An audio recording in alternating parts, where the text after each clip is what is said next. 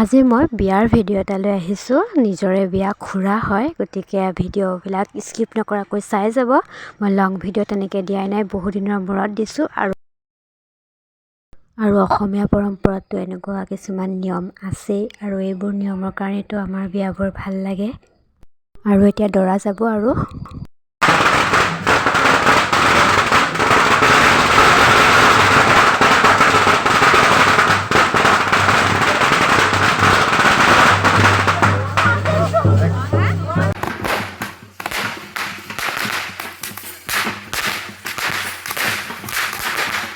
আমি কইনাৰ ঘৰ আহি পাই গ'লোহি, তাতো যি উৎপাত। আৰু মই নেক্সট ভিডিঅ' এটা দি আছোঁ, যিহেতু আমাৰ বিয়াৰ ৰিচিপশ্যন একেদিনাখনেই নহয়।